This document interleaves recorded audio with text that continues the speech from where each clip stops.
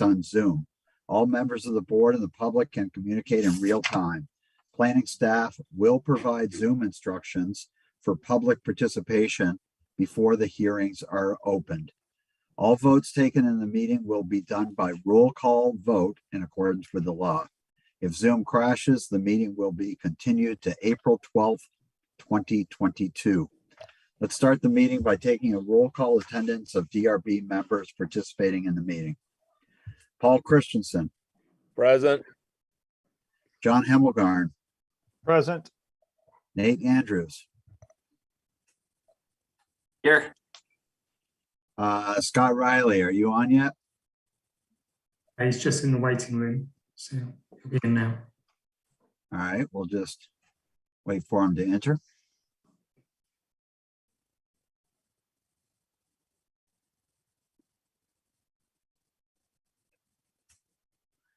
Mr. Riley, we're doing roll call. If you would acknowledge your presence, please. My presence is acknowledged. I'm sorry I was late. We're having home Wi-Fi issues. Great. And let me guess, one of your kids fixed it. No, although pretty close. David Saladino. Present. David Turner. Present. And I'm Pete Kelly, the chair, present. So 1, 2, 3, 4, 5, 6, 7 in attendance. We will have some members of the DRB that will be recusing themselves, but we still will have a quorum. Okay, so tonight is growth management. So we have a full agenda. First up, Simon, will you walk us through Zoom instructions, please?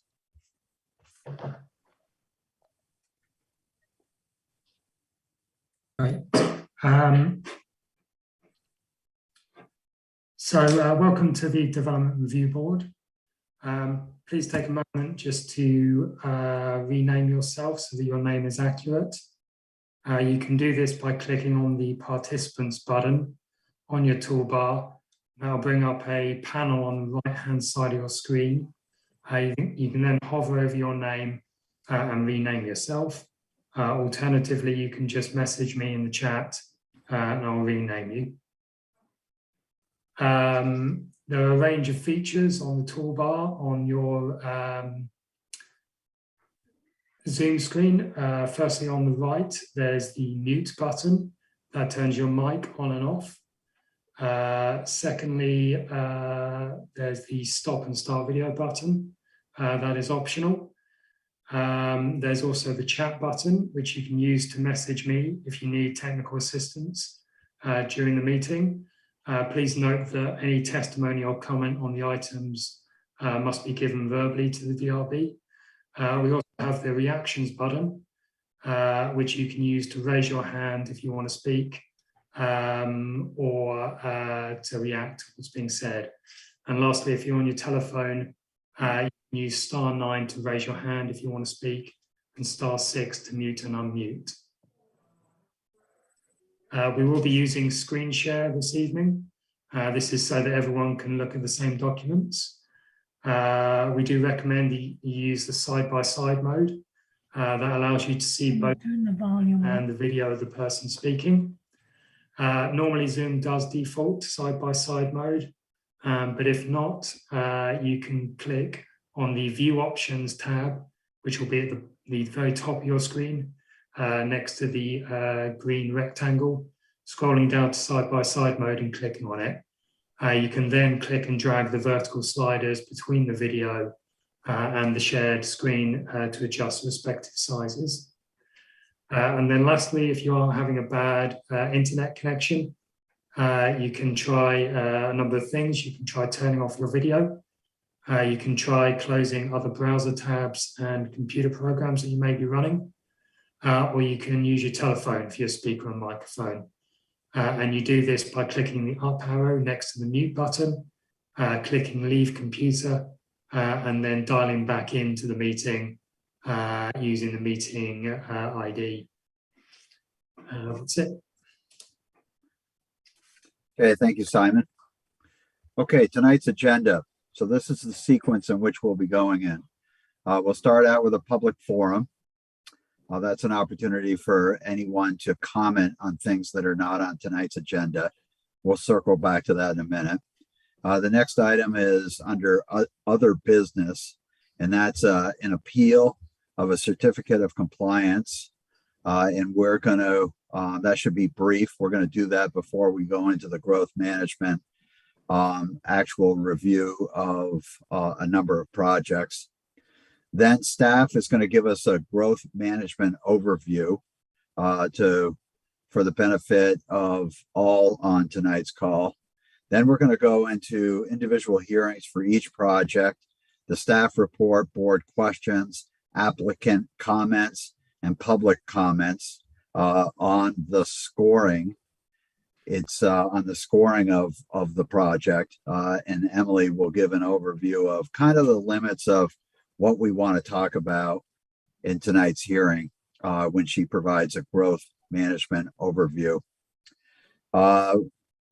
Individual hearings tonight, we've got 2 applications within the growth center.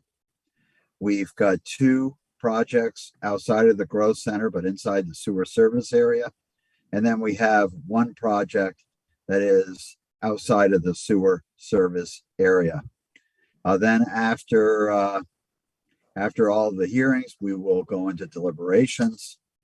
Then we'll come back in an open session, and we will do an open vote in a written decision on each of the hearing applications, and we'll approve the minutes of March 8th, 2022, and finally adjourn.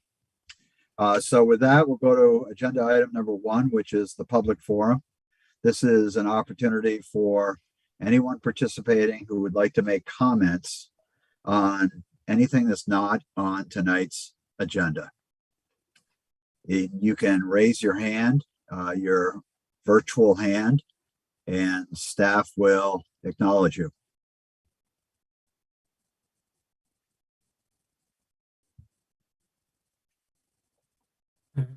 I'm not seeing any raised hands, video or otherwise.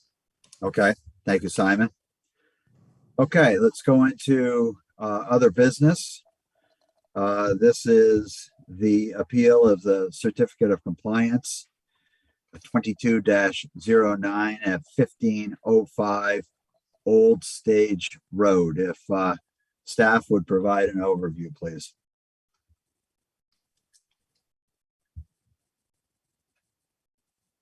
Sure.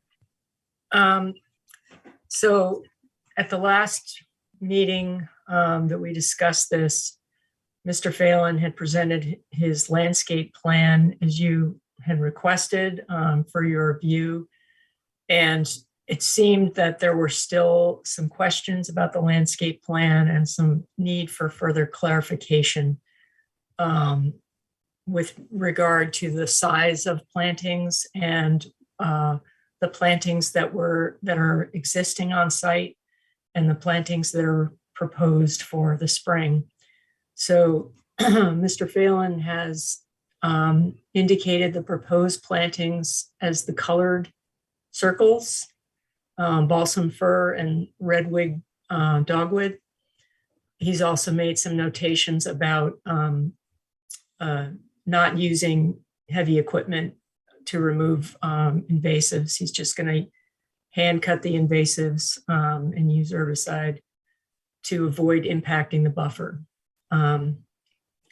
So yeah, that's really it. Just wanted, if anybody had any further questions about this, to ask the questions and get clarification now. Yeah. Okay, thank you, Melinda.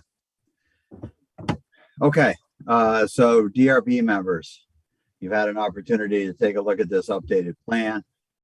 I was involved in some communication through staff and helped guide these modifications to what we have today. Thank you, Keith, for doing those. I'll open it up for questions from DRB members on the updated plans.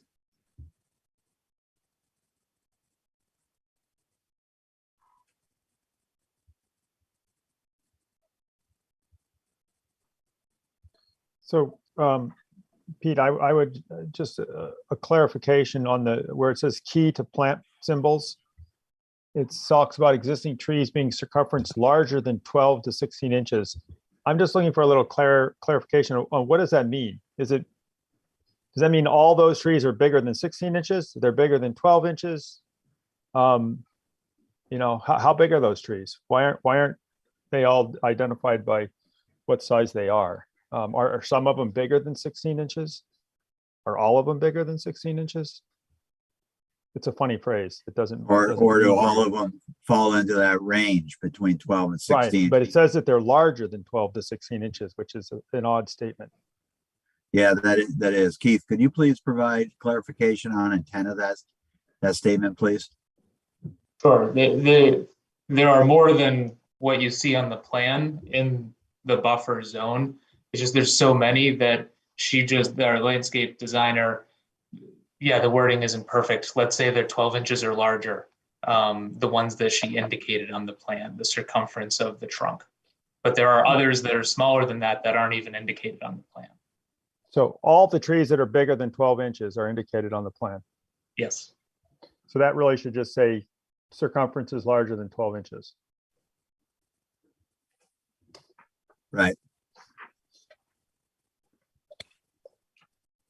Agreed. All right. Any other questions, John? I guess I would just ask why all the new plantings that are being shown are shown on the, is that the west side of the driveway? And none of them on the right-hand side, because That would Really all- actually be that would be on the south side of the driveway. yeah, on the south side, there we go. And why none of them are being planted on the north side, where the only plantings so far are these, the little, what do you call them? Twigs or live stakes that we all know are quite small and are not going to, it's going to take a little while to grow. It seems like it might be better to put some of the bigger ones on that side of the driveway to start with. Or the right side of the driveway is extremely wet. So there is very little plant material that can be put in there for it to successfully grow. So I've planted essentially a willow hedge.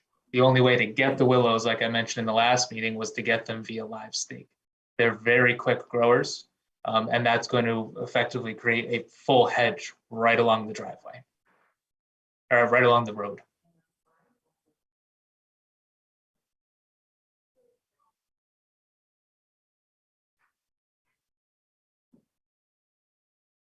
All right, Any other questions, John?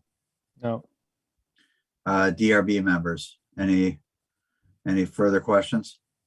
I'm good. Fine. I'm all set, Pete.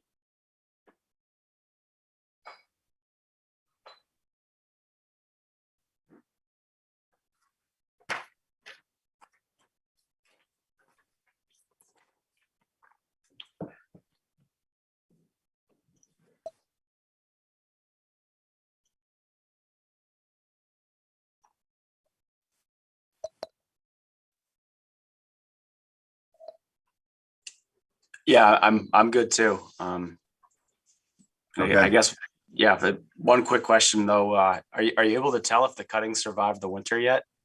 Or will you be able to monitor them at all? So when I presented the plan to Matt, the zoning administrator, I had requested that I wait until the spring to plant them, and he said that I could not. He said I had to get them in the ground right before winter. So if they don't, obviously there's going to be no growth from October to now. So I can't tell if they've taken or not. But certainly if they don't take, I'm going to replace them to make sure. Great. And when the administrator comes out to provide the certificate, they're going to verify that all these plants have taken. Good. Okay, staff, any raised hands from the public?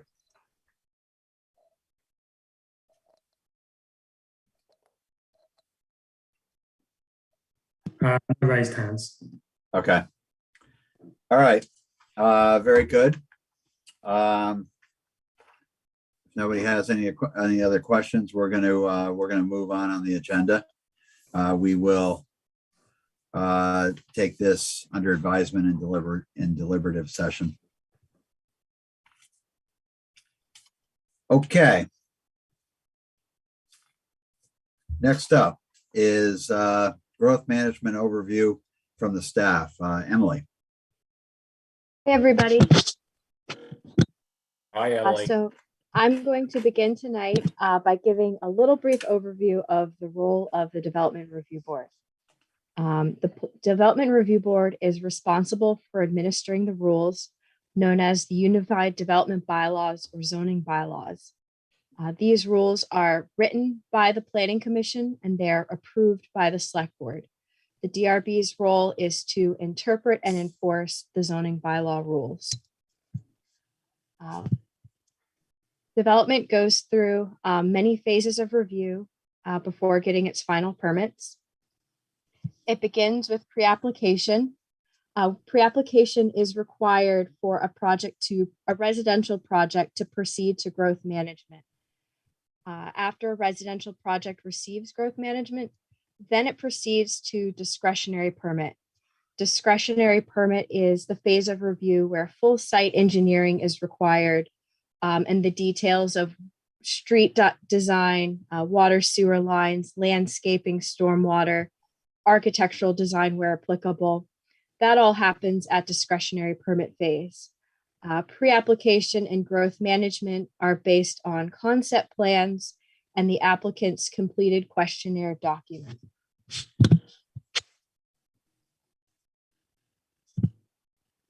Growth management is a competitive process. It's required for new residential units to be created in Williston. And the pre-application recommendations were based on concept plans. Growth management is based on the applicant's questionnaire.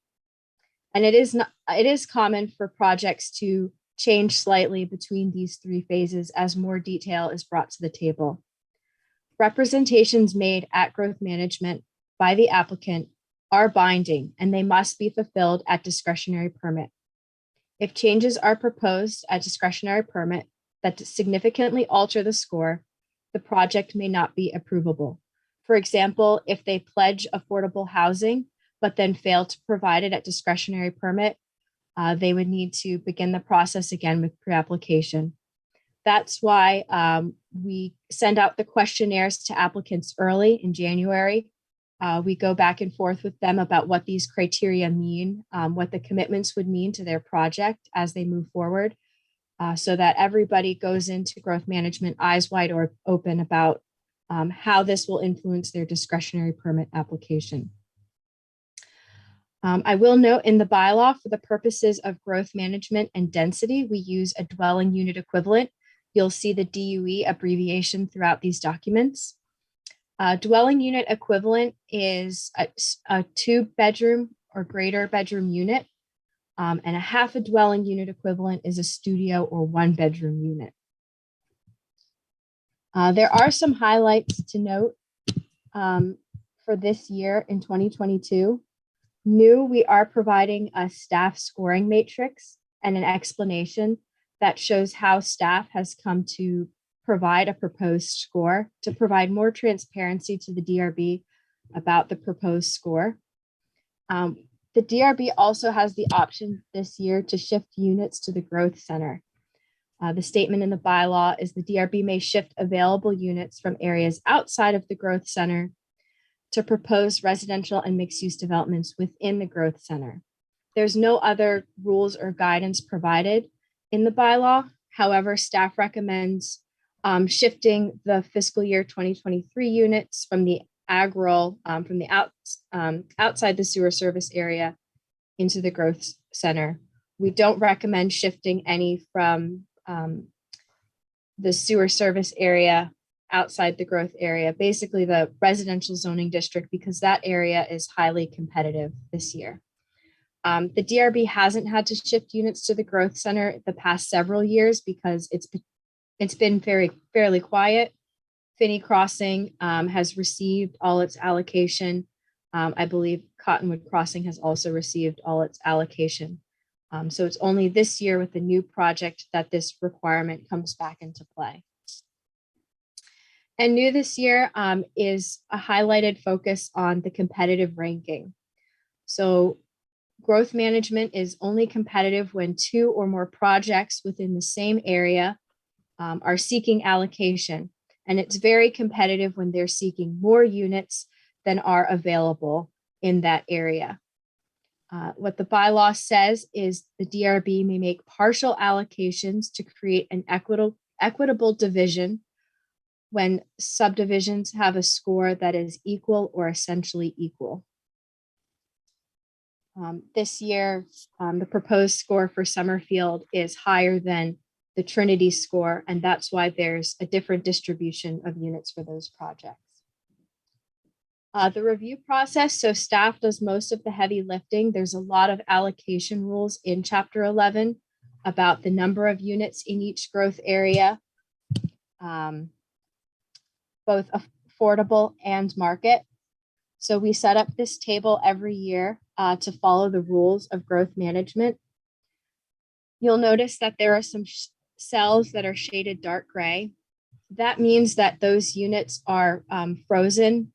They don't become available until they're a certain number of years out. And you'll also notice that some cells are white, but they're not allocated to a specific project. That's because no more than 75% of units in a given column can be given to one project.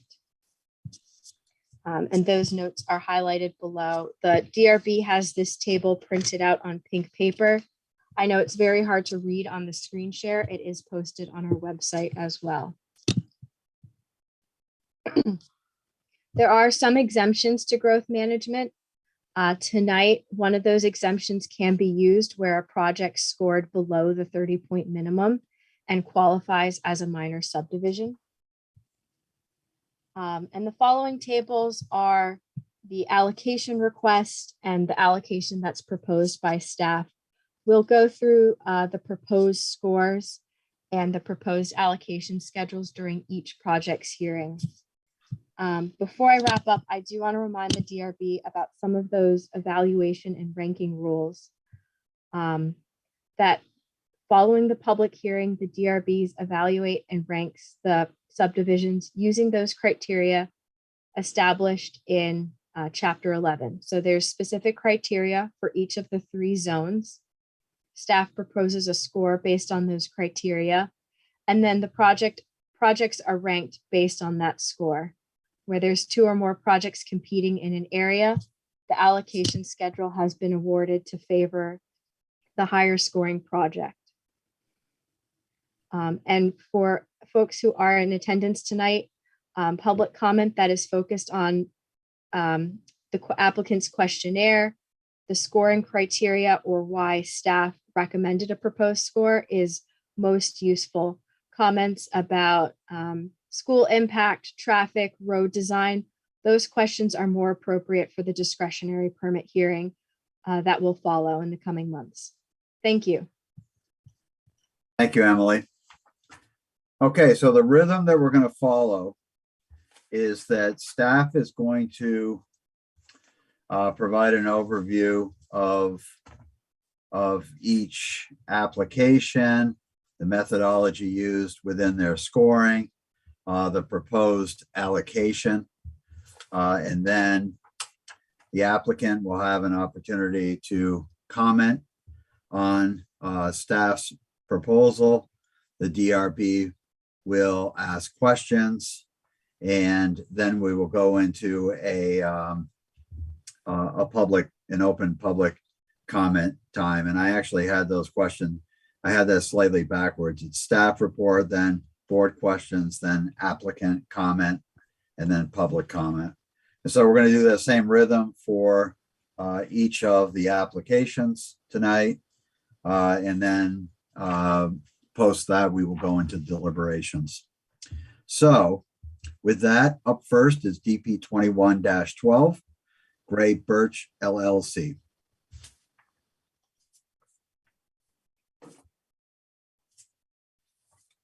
I believe Curtis, the applicant, is in the audience tonight.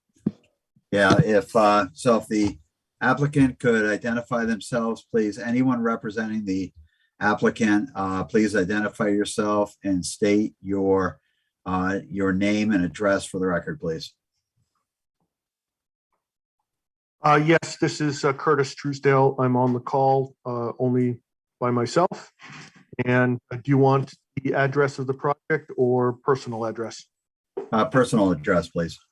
Okay, 41 Country Club Drive, South Burlington, Vermont. Thank you. Okay, staff.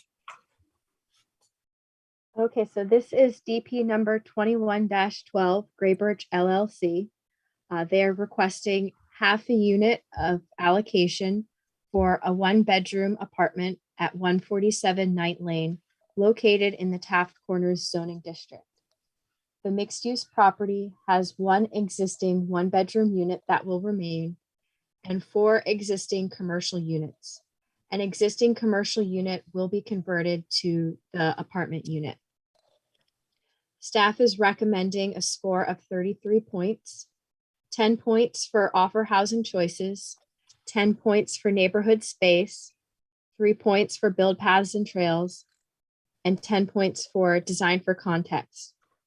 We chose full points for provide neighborhood space because given the scale of the project and the proportionality of the project, so this unit already exists. It already has a kitchen. It's just, instead of being an office, it'll be an apartment. It's a very minor change. What they were doing, adding, I believe it's a picnic table, a grill, some garden space with a hose hookup. We felt like it was adequate for the overall scale of the project. Adding a one-bedroom unit for housing choice adds a diversity of housing types within Williston, and doing what they can with an existing building. And design for context, it's located in an area that has commercial buildings, apartment buildings, and condos. And this will create no discernible exterior change. While they are not constructing a path or trail, nor can the town require that given the proportionality of the proposed change, we're still proposing 3 points because they are going to provide a sidewalk easement along Knight Lane for a future sidewalk. And we're recommending half of a dwelling unit equivalent in the upcoming year, fiscal year 2023. So they could build this unit during this calendar year. Thank you. Thank you. DRB members, questions, please.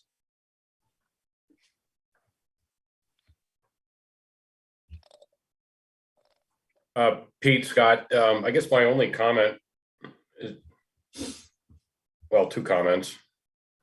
Emily mentioned that we're allocating points for a sidewalk. Wouldn't the town have the rights to a sidewalk anyways?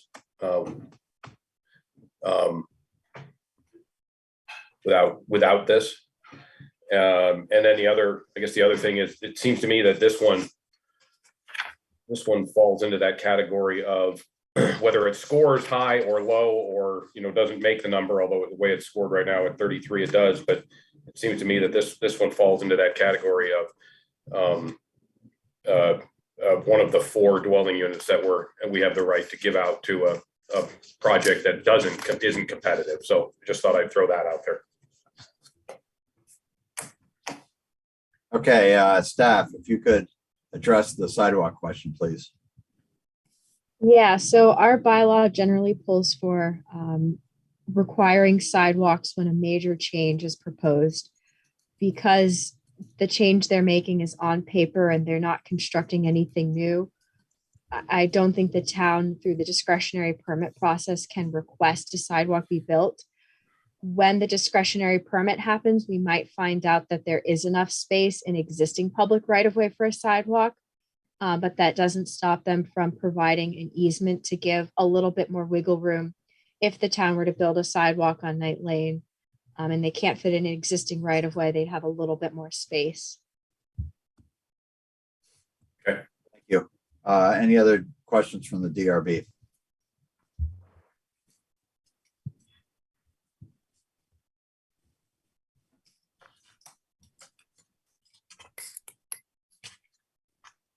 Okay, hearing none. The applicant, do you have any questions or concerns or commentary? No, I don't. It's a very simple project. It's no construction whatsoever, just a simple change of use from commercial to an apartment with no construction whatsoever. So Okay, great. Thank you. Members of the public, any questions or comments?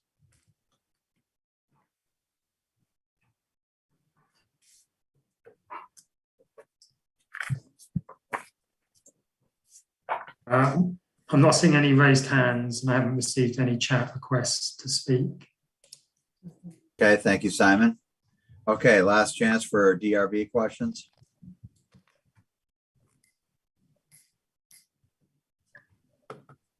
Okay, hearing none, we're going to close DP 21-12 at 7:34. Okay, next up is DP 21-18 Snyder Group. Chris, are you present? Yes. Would you please identify yourself and your address and anyone that you also have participating tonight on from your team? I think Andy's there as well, right? Yes. So my name is Chris Snyder with Snyder Homes. My address is 4076 Shelburne Road, Shelburne. And Andy Rowe is going to announce himself as well. Andy Rowe, Lamer and Dickinson, 14 Morris Drive, Essex. Okay, welcome, gentlemen. Staff is up first. Pete, I need to recuse myself. Okay, thank you, Scott. All right, this is discretionary permit number 21-18, Essex Alliance Church property located at Alpine Drive and Beaudry Lane. The applicant is requesting 243 dwelling unit equivalents for a 279 unit mixed use subdivision on approximately 54 acres. This property is located in the Taft Corners zoning district. The applicant proposes 208 units with 2 or more bedrooms and 70 units with 1 bedroom. The subject parcels were created in 1995, and there is an existing house with 2 or more bedrooms on the site. The project also includes a 65-unit senior housing facility, which does not require allocation because it's considered a commercial use. And a reminder that the number of units and types of units may change between growth management, discretionary permit, and subsequent phases or amendments. Staff is recommending 54 points. The applicant is not pledging any energy efficiency levels. The state of Vermont, through the Act 250 process, does require that it meet building energy stretch code. However, the high performance level is a step above that, and that's not being provided here. The applicant will score 4 points for affordable housing. That's a numerical calculation based on the percentages of the total number of units. Staff is recommending 20 out of 20 points for offer housing choices. There's a wide variety being proposed here. Single carriage homes, duplexes, townhomes, and some apartment buildings. So there's a little bit of everything. We're recommending 8 points for neighborhood space. We didn't go the full 10 because there's not a dedicated community building or a pool, that type of thing that was provided in similar projects in this part of town. And we are recommending the full 10 out of 10 points for build paths and trails. This project will complete the segment of bike path that terminates at Dunmore Lane near Chelsea Place. It'll connect through to the pedestrian bridge and the path that runs north along Route 2A. This project is not eligible for points for conserve open space because the open space that's being provided is going to be managed by a homeowners association. It's not going to be conveyed to the town or a land trust. And lastly, they score 2 points for sustainable transportation. Like affordable housing, that's also a numeric calculation. Based on this, we're recommending an allocation schedule of 171.5 units, including some affordable and some market. They will be available in fiscal years 2023 through 2032. And this means the project would need to return to growth management in subsequent years for the remaining units. I forgot to note on the last project that no comment letters were received. With this application for Snyder EAC, there were 3 comment letters received at the time of mail out from Carol Laws, Donald Foss, and Reed Parker. Thank you. Okay, thank you, Emily. Next up is the DRB. Questions from DRB members?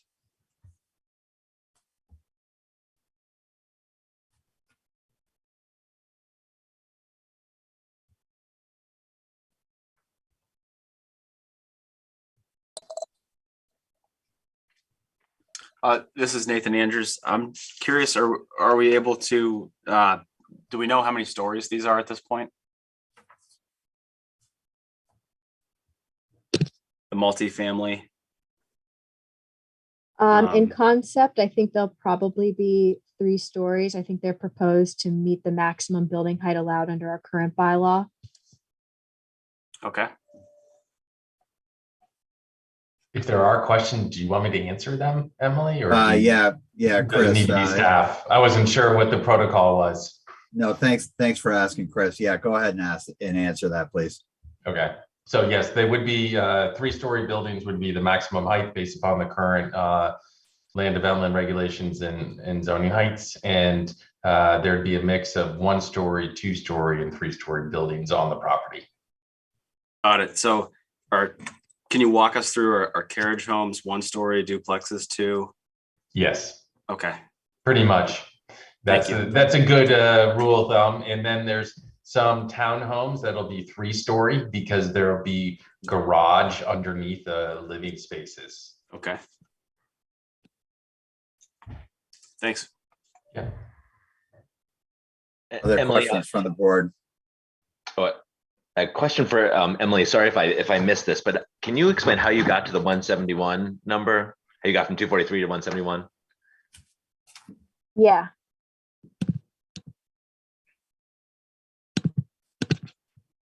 So on the allocation table, there are 50 dwelling unit equivalents per year in the growth center.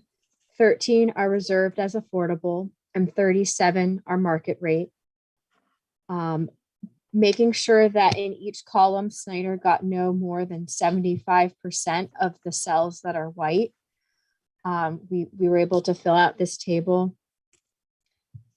They're proposing 28 dwelling unit equivalents as affordable, and those are what's provided in fiscal years 23 through 27.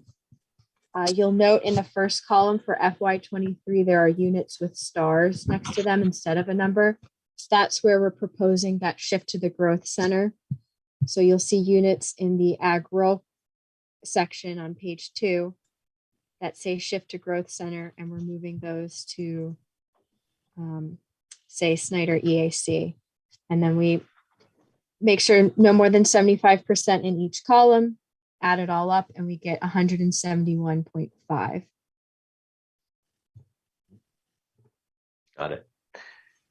And just thank you, Emily. And so just number 22 in FY23, that note you have there. So that's the half the unit for that's the 2 half units added together. Mm-hmm. Yeah. Okay. Thank you.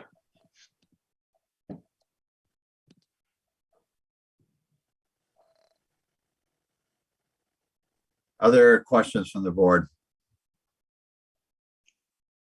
I just have a quick question for Chris on the units. I know it's not anything to do with this, but I'm just curious what kind of heating system you are proposing in all these units.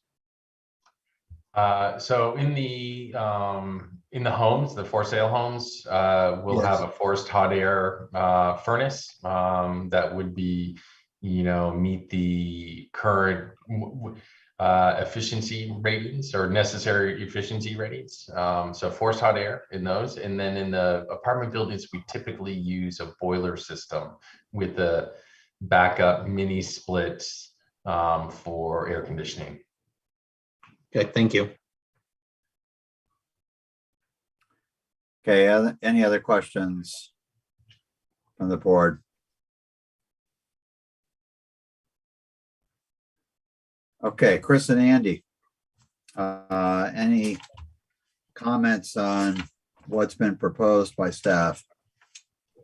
I just a couple of quick little comments and responses to a couple of items that have come up during the staff notes and also from some neighbors. So Chris, if I could interject, please. Yep. So I'd like to tonight avoid conversations about the comment letters. Okay. And the reason for that is they're just not applicable at this stage in the process. Tonight is solely about allocation, and the comment letters will be part of the process at the DP at the next hearing, at the discretionary permit hearing. And so I would ask you not to address those, please, because I'm going to ask the public not to raise them because of the what we're here to do tonight. No problem. Thank you. I have no comments. No comments about how the staff has reviewed or scored the overall neighborhood. Okay, great. Okay, open it up to the public for comments on the scoring or the methodology used for the growth management process. If you have comments, please raise your hand. Staff will acknowledge you and let you in. I see Chapin Kano has his hand raised. Okay. So if you could unmute yourself and state your name and address for the record.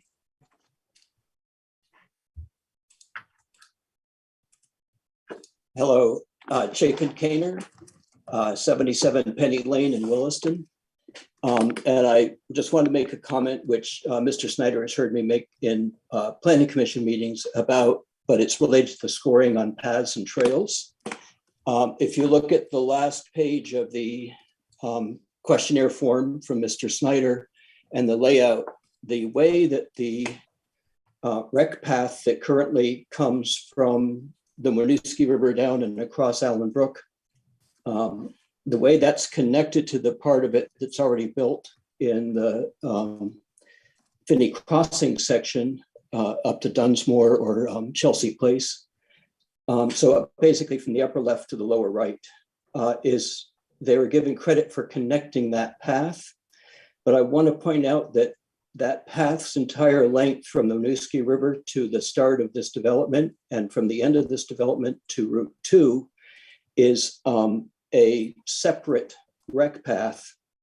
And what's been shown here is that it joins into a pedestrian path system and goes over a winding spot, a winding park that includes a pedestrian bridge, and then goes on to the street system. It appears to be on the sidewalk of the street system between the street and the buildings. And there are curb cuts through that section.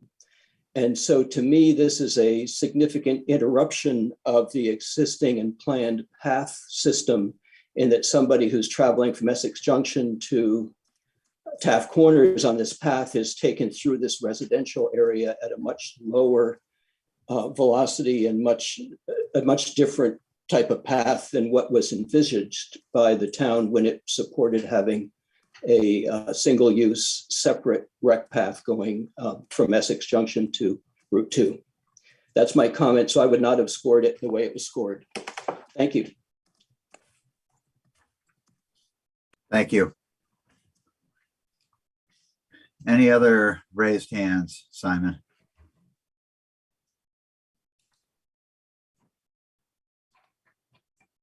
I've got no other raised hands and no chat requests to speak. Okay. Okay, Chris and Andy, could you comment on the rec path location, please? I would argue that if Emily could pull back up the map, and I don't know if the pink lines are still on your map or if you've erased them, but I understand that it's not the I think that there is a pretty good connection in terms of path going through, and that although the path is throughout the town, certainly does have a couple of locations in which there are crossings. And in this particular instance, there's I think 3 driveway crossings in total over the length. So I think, that I understand that, and I certainly understand the safety component of that, but it is a pretty minimal crossings for such a length of bike path. So that would just be my one comment about that. So excuse my ignorance on this. What would be an alternative to that location that we were just looking at? Do you want me to respond? Sure. I was expecting something similar to what is coming in from the northwest and what is leaving from the southeast, which is not a dual use with pedestrian path. I mean, granted, pedestrians can use the rec path, but we don't have the winding nature or bridges. I think in talking with Mr. Snyder, I think some of what's in the left side, on the west side of the diagram there that's pedestrian paths in that sort of wetland park is probably going to be boardwalk kind of bridge or bridges. Bridges over the water. You can see one place it's going over a pond. It's not, I was just expecting it to be similar to what's up to the northwest and to the southeast. And so I actually thought it would be a feature that would be either going around this development or through it in a much less integrated way and much less curvilinear way. Thanks.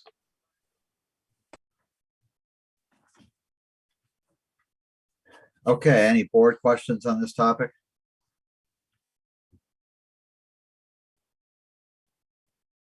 No, Pete. Okay, thank you. Okay. No raised hands for public comments, Simon? Still no raised hands and still no chat. Okay. Okay, Andy or Chris, any final words? No, I think, thank you very much. And thank you for the staff. There was one piece that I thought should be acknowledged is one of the items that was required as part of our application is that we actually met with staff prior to our submission. And I have to say that that was a very positive work session, and it was very helpful to understand the rationale and thought process. So I just wanted to comment that there were some positive things about some of the changes that we've seen through growth management. Great, thank you, Chris. Any last questions from board members?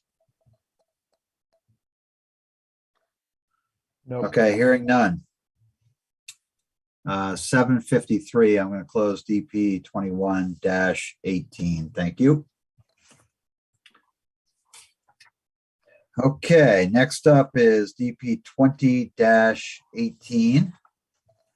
and that is Summerfield, also known as Catamount Golf. Who is present representing the applicant? I am Pete. Hi, Ken. If you could state your name and address for the record, please. Sure. Ken Bellavo, 683 Maple Street, Waterbury Center, Vermont, 05677. I would also note that Chris Senesak, who's the applicant, is also here, and he may answer questions that he's better able to address than I. Great, Chris, welcome. If you would state your address for the record, please. Christopher Senesak, 4 Pearl Street, Essex Junction, Vermont. Okay, staff goes next. Pete, I'm going to need to recuse myself from this hearing as I'm an abutting landowner. And to the end, and to the extent that these are competing projects, I feel I should recuse myself from the other projects that have sewerage but are not within the growth center. So I'll be recusing myself from the next 2. Okay, so you're going to recuse yourself from DP 22-01 as well? Yes, that's correct. And so Catamount and Trinity Baptist. Yes. Okay, got it. Okay, staff. All right, this is DP 20-18 Summerfield, formerly known as Catamount Golf, located at 1400 Mountain View Road. This is a request for 63 dwelling unit equivalents for a 148 unit project. That's going to be a total of 130 dwelling unit equivalents on a parcel of land about 30 acres located in the residential zoning district. The applicant proposes 112 units with 2 or more bedrooms and 36 units with 1 bedroom. I will note that this project did receive 60 units of allocation last year in 2021. And 7 of the units in the project are affordable, or 7 dwelling unit equivalents are affordable at or below 80% area median income, which means they don't need to get allocation. So that's how we came up with the number of 63 units that still need allocation. We're proposing a score of 68 points. This is 1 point higher than their score last year. 12 points for affordable housing, which is a numeric calculation. 17 points for offer housing choices. Last year, they got 16 points, and it's just how the cards fell when considering how each staff person scored the project. 10 points for provide neighborhood space. This is full points. They're providing a community building, a pool, a play area, and community gardens, as well as 10 points for build paths and trails. 5 points for design for context. I'll note on their site plan, they do put larger lots, single family homes against the existing houses on Raven Circle to match the existing lot size and acreage of the existing neighborhood. 0 points for build close to services, 4 points for neighborhood design, and they do get 10 points for sustainable transportation. I want to note on the sustainable transportation calculation, the semantics of that standard are written in such a way that it could require 6 transit shelters, which would be a large number for a project of this area. And staff interprets this as 1 shelter that could hold 6 or more people. Usually a transit shelter would be a place along Mountain View Road where the bus route might go again, or a place for school children to wait for the school bus. But we interpret that as 1 shelter for 6 people, not 6 shelters throughout a relatively small area. We are recommending a mix of affordable and market on the allocation schedule in fiscal years FY 23, 24, and 32 for a total of six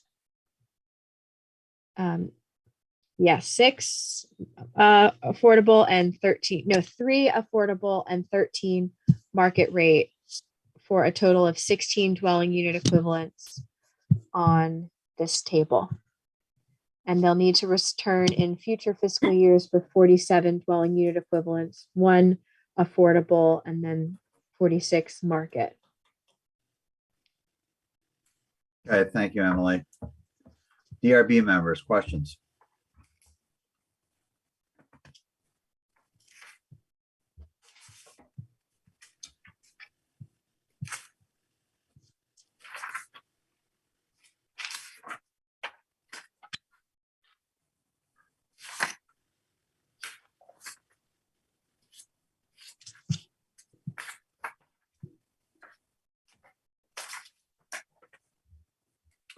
Okay, hearing none. Mr. Bellaboo, do you have any comments? I do have a couple, Pete. Thank you.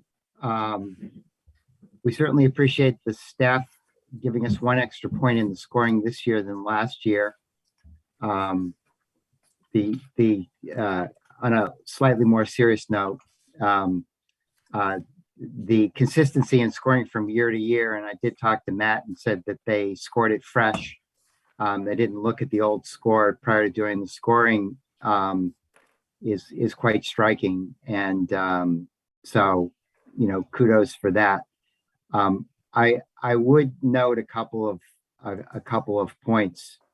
One point that I made last year, which is that this project represents the greatest amount of housing choice of any project that's ever been proposed in the residential zoning district.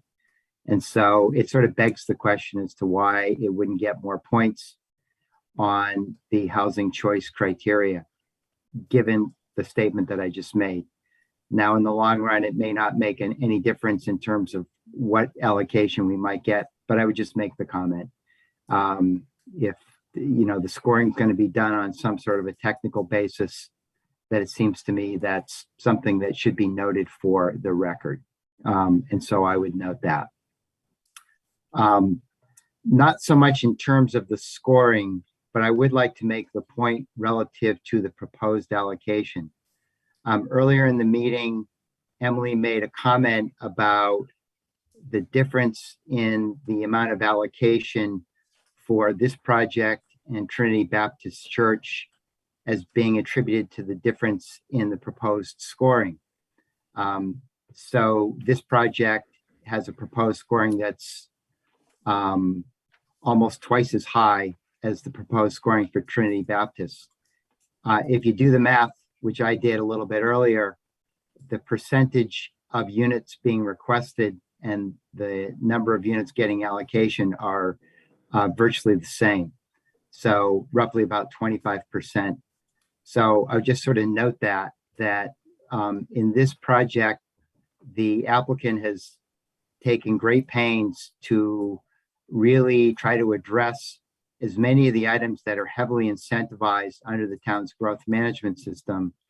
And yet a project that scores significantly less is getting relative same proportion of allocation. So I would just sort of make that comment. I understand the board wants to try to be fair to all applicants and understanding that growth management is a significant hurdle for an applicant to clear, but I would just I would point that out.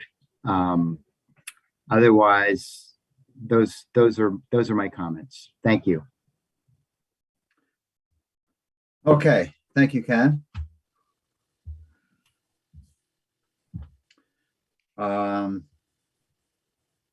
Next up are any public comments that people may have about this growth management allocation for this project. Are there any raised hands, Simon? There are no raised hands and no chat requests to speak. Yeah. Okay, DRB members, any last questions?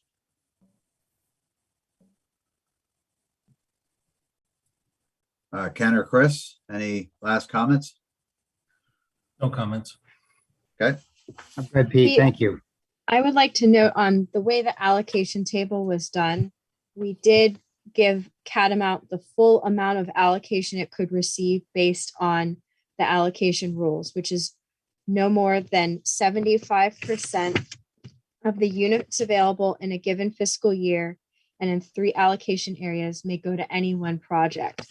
So Catamount couldn't get any of those units in FY 29, 30, or 31. 75% of 7 is 5.25, so you'd round down to 5. So Catamount already has 5 in those fiscal years. So they would either sit empty or go to Trinity. You'll notice that there are a couple of affordable units available in FY 30, 31, and 32. Those also couldn't go to Catamount because then they would have 100% of the available allocation allocated to them. So I did make sure that when doing this table, Catamount gets the maximum allowed under the rules and then filling in Trinity underneath that.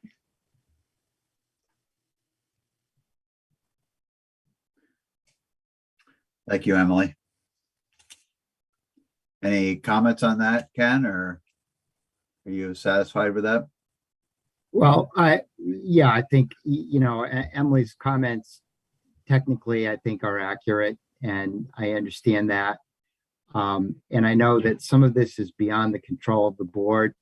I just sort of make the comment for the record that here's a project that is trying to do all of the things the town says it wants it to do, and yet it struggles to be able to get allocation in a way that's, how should I put it, proportional to how the project scores against other projects. If you were to spin that out, you could say, well, why should we bother to do all those things if it's not going to make a difference in the allocation? And so that's just my little soapbox speech. I understand how the process works, and I understand there's limits as to what the board could do in this. Perhaps if there are any members of the planning commission that are listening, that's something that they might want to file away for some future work that they might take up relative to the growth management system. So that's all my only comment. I understand the limitations. I felt like I had to make the comment. That's all. Yeah, that's fair. It's you were trying to draw a linear conclusion when it's not a linear problem. Right. Sure. Understood. Yeah, we're entering a new era with growth management. So the past several years in my time, churning out these staff reports, it's been fairly quiet. The larger developments like Finney Crossing and Cottonwood have already gotten their massive amounts of allocation. RZD was fairly quiet. Before my time, when the 10-year cycle was fixed as opposed to rolling, there was a log jam in the rural part of town. So, mom and pop who wanted to do a small subdivision for their retirement fund couldn't even do that. And it was a different issue with growth management. This year strikes a new challenge where larger subdivisions in the residential zoning district are competing for 20 dwelling unit equivalents. I kind of ran the math just roughly today to wrap my mind around it. And next year, 20 more dwelling units will become available online. And assuming only Catamount and Trinity are competing for those and no other projects, it would take Catamount 4 more cycles, and I think Trinity 7 or 8 cycles to get all the allocation they need. And that's assuming no other competitors enter this process. So we're entering a new phase of competitiveness in growth management. Thank you.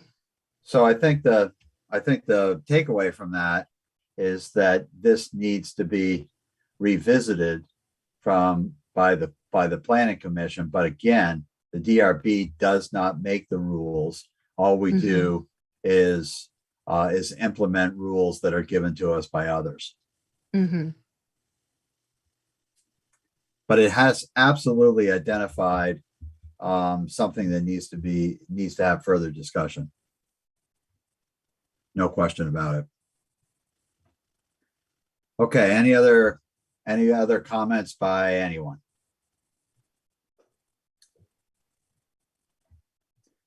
Okay, hearing none. We're going to close DP 20-18 at 8:08. Thank you, Ken and Chris. Thank you. Okay, next up is DP 22-01, Trinity Baptist Church. Who is present from that for the applicant?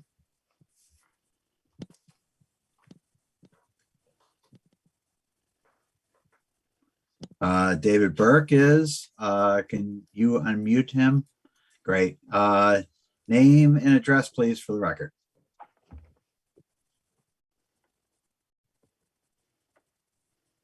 Oh, Dave, it looks like you're talking and you're unmuted, but we can't hear you. Yeah, you might have a Click the speaking up problem. arrow next to the microphone.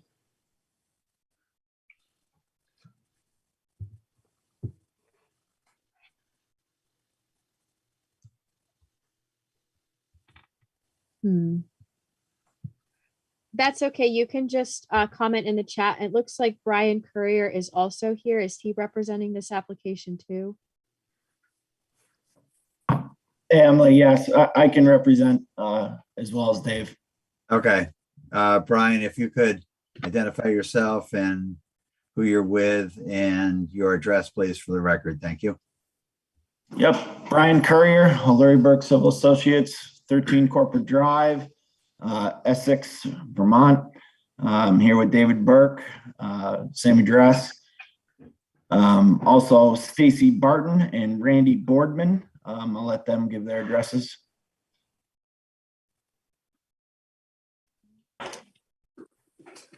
I'll go first. Randy Boardman, 115 Webster Road, Shelburne, Vermont.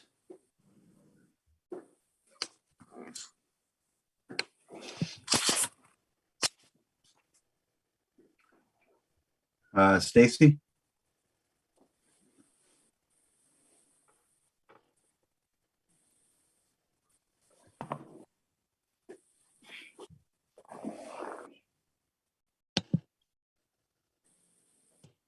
Looks like Stacy's unmuted, but no sound is coming out.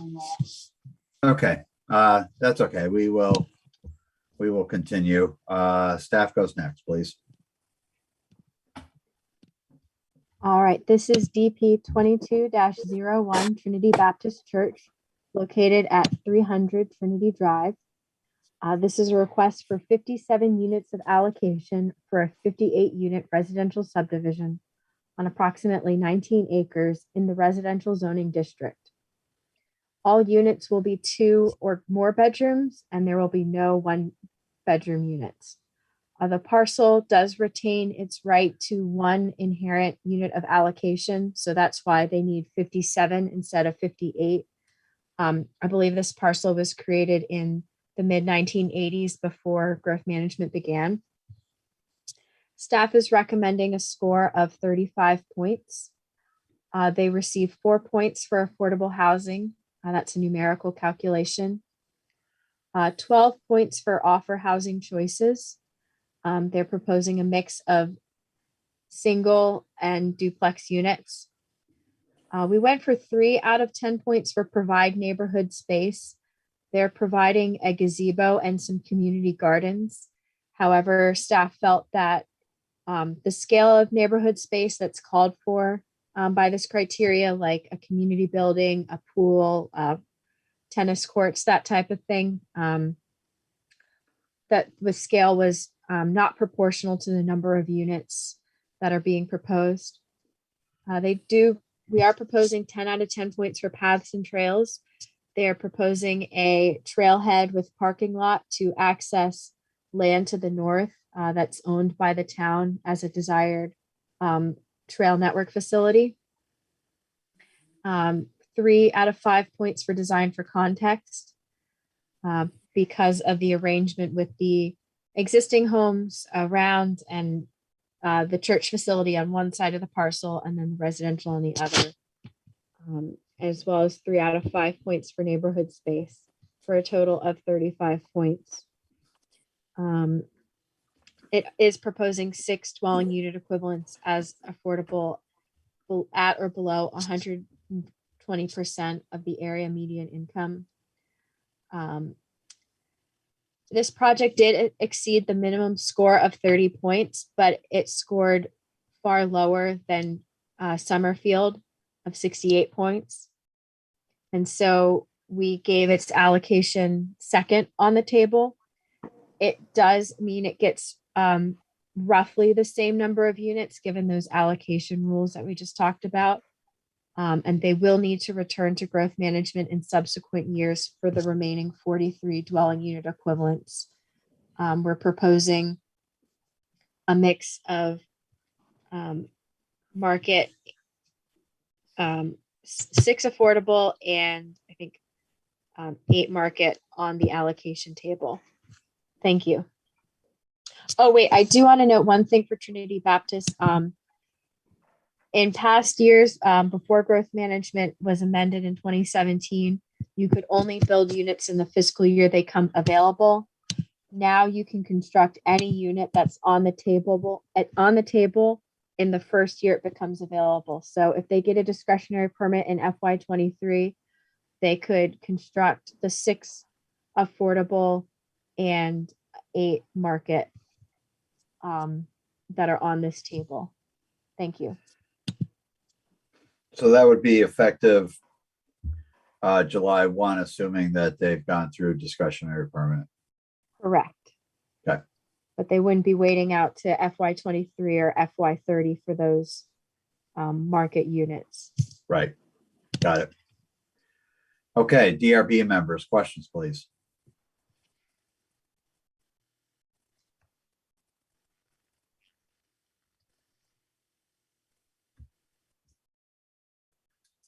Okay, questions or comments by the applicant, Brian or David?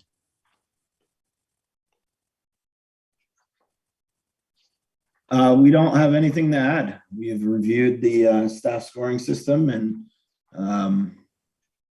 it looks good to us. So we're here to answer any questions the board may have. Okay, great, thank you. Okay, members of the public, any questions?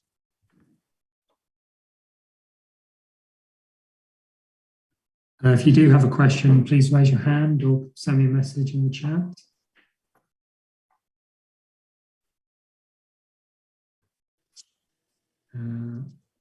There are no raised hands, and I've not had any chat messages requesting to speak.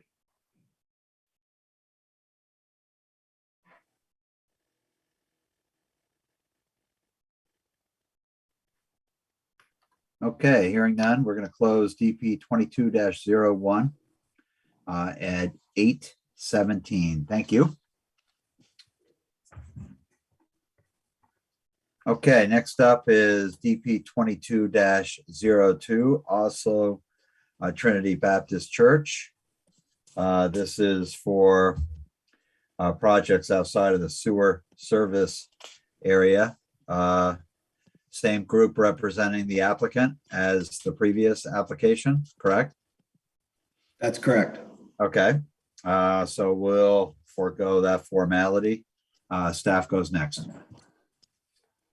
This is discretionary permit number 22-02, also Trinity Baptist Church. However, it is a different parcel located at 425 Mountain View Road.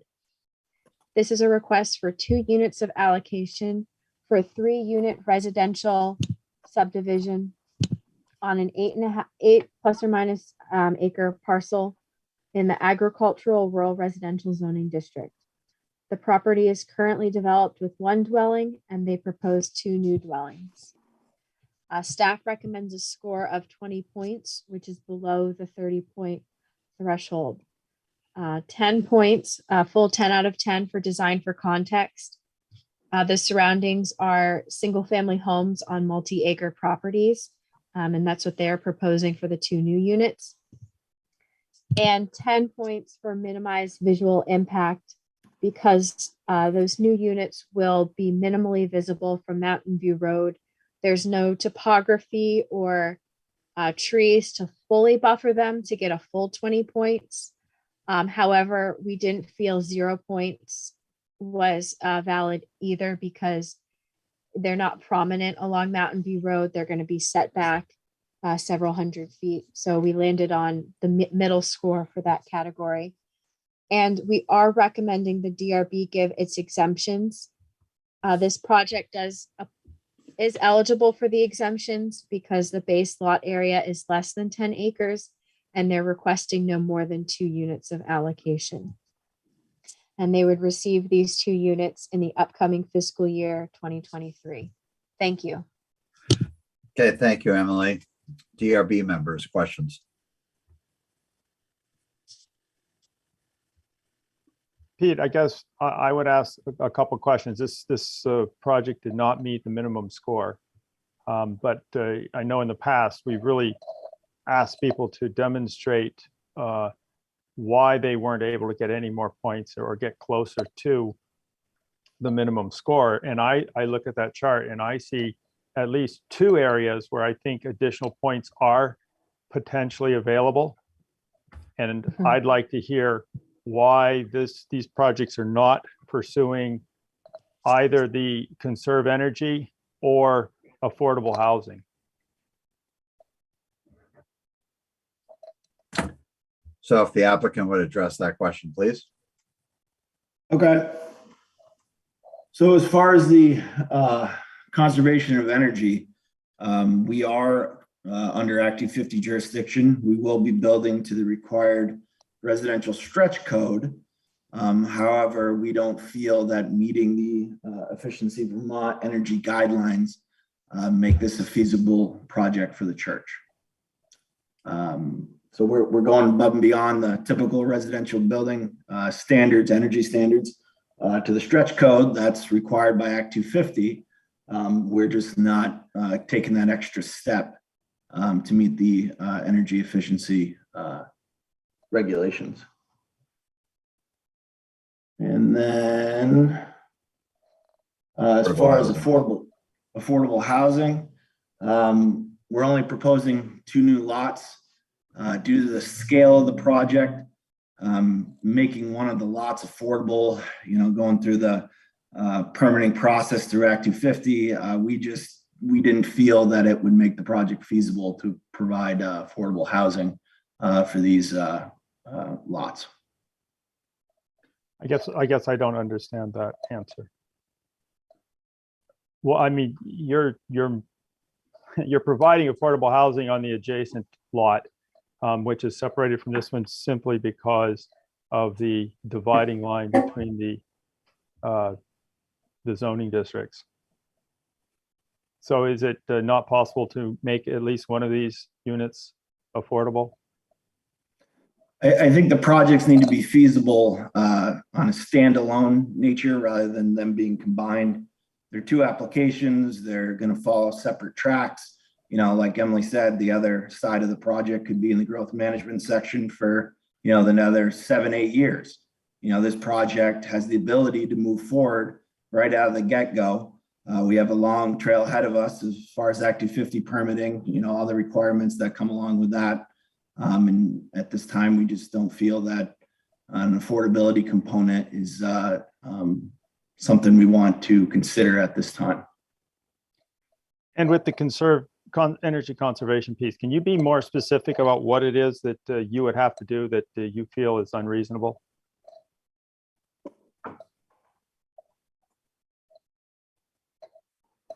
For one thing, I'm not sure why you're needing to comply with the stretch code, unless it's a concept that your Act 250 application was put in prior to September when the new energy code was put into place, at which time there is no longer a stretch code. Okay, we'll be subject to the energy code that's required by Act 250, but at the time we submit.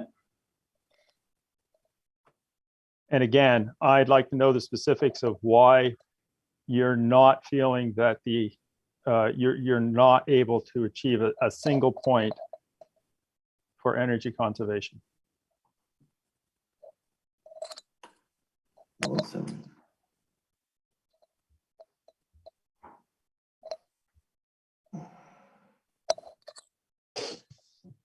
So it looks as if the two categories are, will 75% or more of the estimated energy demand be generated through on-site renewable resources? And will at least 4 days worth of typical energy demand be stored on site? Those are the two questions as far as, 75% of the energy demand generated on site. That would require a solar field. There's one nearby. We don't want to include a solar field as part of the project. Again, it's only 2 new lots. We're less than the 10 acres requirement to conserve, a large portion of our land. Well, at least 4 acres worth of energy demand be stored on site. Again, that's we feel that that's outside of the scope of a 2-lot subdivision. Right, but the first portion of this is how many units will meet the efficiency of Vermont high performance level? And you're saying it's not possible to meet the high performance level. So I'm not a builder. I'm a civil engineer. From talking to other developers in the area, we feel that meeting the efficiency Vermont high performance level at this scale is not feasible for the price point we're looking for. I can't give you specific details on what components of the buildings that make it infeasible. So what scale project would it be feasible for? I mean, this is 1 building or 2 buildings, and any house can be made to meet the high performance standards. We need to start improving the energy efficiency of all the houses that are built around here. Okay, I appreciate your comments, and we'll meet the standards that are required by Act 250. All right, we'll talk about this later, guys. How we're proposed tonight. Pete? Yes. David Burke has just messaged me in the chat because I think he's still having problems with his microphone. So maybe I'll just read what he said to me. Yes, please. I'll just read it verbatim. It says, it's a separate parcel and Act 250 costs are significant for 2 new lots. It's a minor project qualifying for exemption as supported by staff. And lastly, we have been informed by many developers that the higher level is not feasible.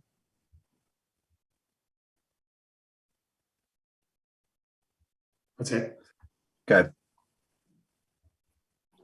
And, I'm not really looking to advance this debate further. I think we understand where you're coming from, Brian, and I think I understand where you're coming from, John. So I think we're at a good place without prolonging this. Are there any other questions from the DRB?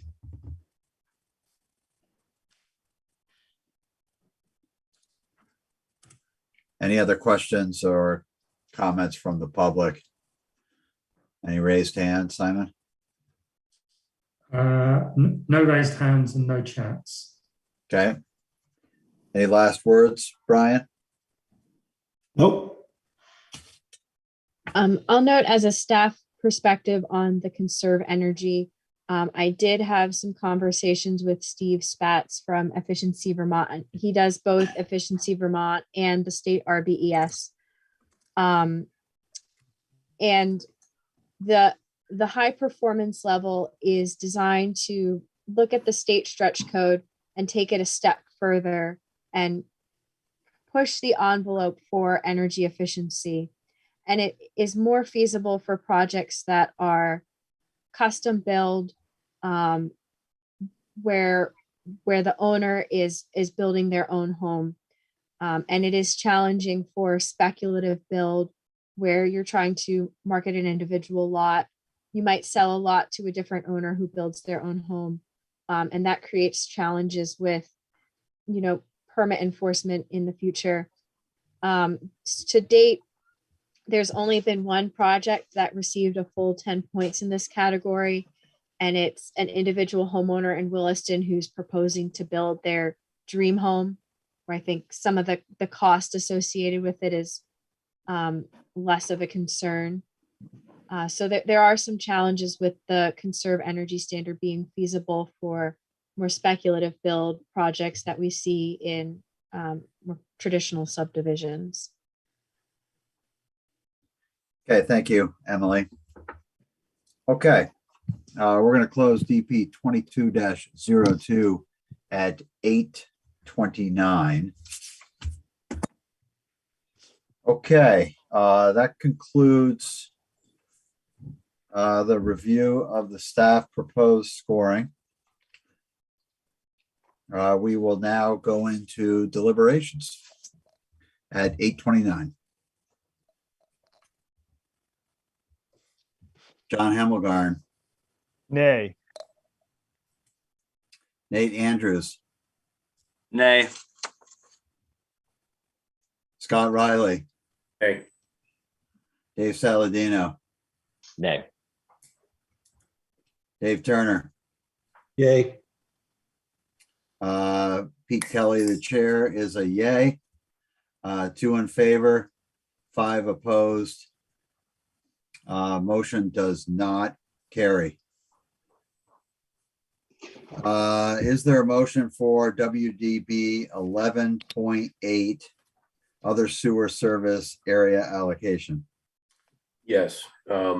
As authorized by Chapter 11 of the Williston Development Bylaw, I, Scott Riley, move that the Williston Development Review Board, having reviewed all of the submitted materials, including the recommendations of the town staff, and having heard and duly considered the testimony presented at the public hearing of March 22, 2022, make the following allocation of dwelling units within the growth target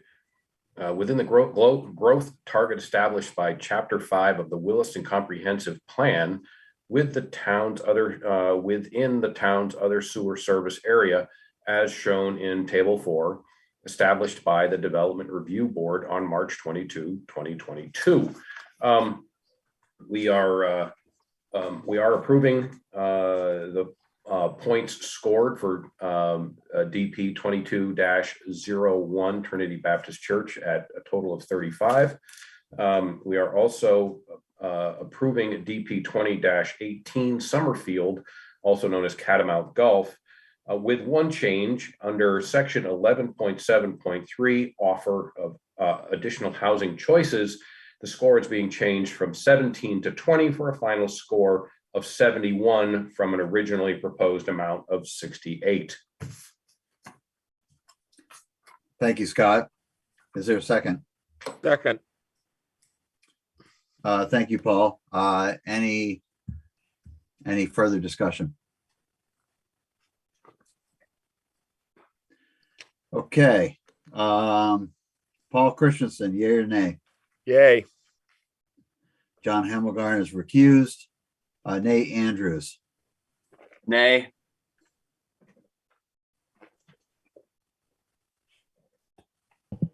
Scott Riley, Yay. Dave Saladino, Yay. Dave Turner. Yay. The chair is a yay. I got to circle back to Nate. Nate, were you a yay or a nay? I was a nay. Okay. That's what I thought. Okay, 5 in favor, 1 opposed, 1 recused. Motion carries. Okay, next up is WDB 11.7. This is the growth center allocation. Is there a motion? Yes, Pete. As authorized by Chapter 11 of the Williston Development Bylaw, I, John Hemmelgarn, move that the Williston Development Review Board, having reviewed all of the submitted materials, including the recommendations of the town staff and having heard and duly considered the testimony presented at the public hearing of March 22nd, 2022, make the following allocation of dwelling units within the growth target established by Chapter 5 of the Williston Comprehensive Plan within the town's growth center, as shown in Table 4, established by the Development Review Board on March 22nd, 2022. We're going to make one modification in that we are going to move the two available market slots that were initially proposed from the in the outside the sewer service area to Trinity, to the Trinity project. We're going to move those over to the growth center allocation chart and award those to the Snyder EAC project. Thank you, John. Is there a second?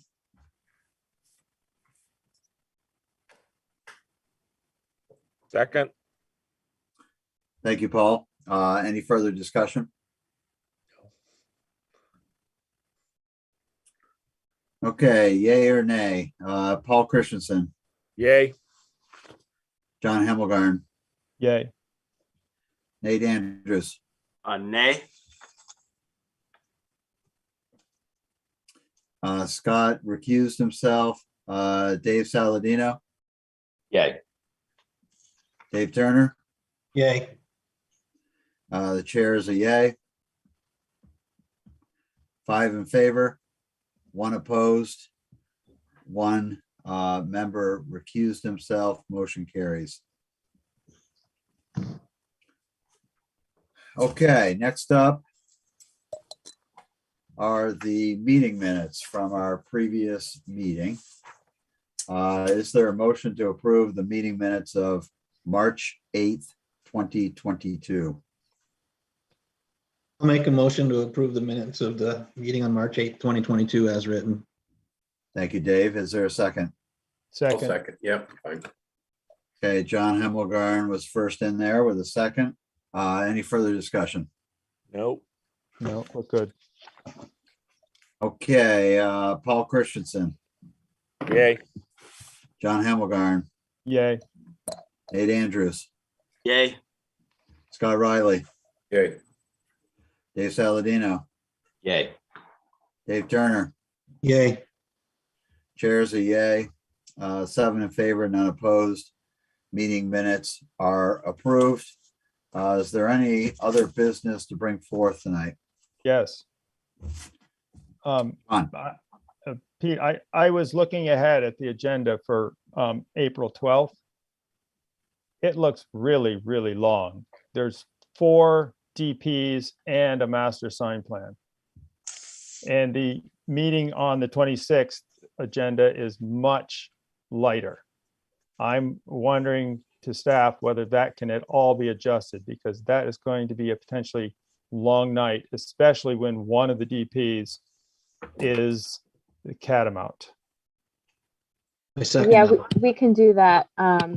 The 2 applications that were submitted last, CSWD and the Catamount Family Outdoor Center, will bump those, or no, SD Ireland, excuse me, we'll bump those 2 to the next agenda and we'll let them know Right. tomorrow. Is the April 26th deadline already been reached?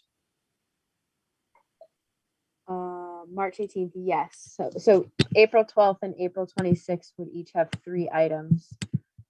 Okay, 3 each night. Okay, Thank you. Thank you, Emily. I think that's a great solution. yeah, I think that's a good solution. Hmm. Okay, any other business to bring forth? We're working on getting in-person meetings back. Probably maybe the first meeting in April, maybe the second, TBD, but we'll let you know. Great. We'll still have the Zoom option available. Okay, Good. Emily, Any- great job tonight. yeah, This wasn't a slam dunk one, and it's only we're barely over 2.5 hours. So to you too, Pete. Thank you. Yeah, Nice nice work. job. Yep, good Yep. job. Thank Thank you. you. I want to give kudos to Simon too. I threw him in the deep end. He helped me out with the staff report and making sure all my numbers added up correctly.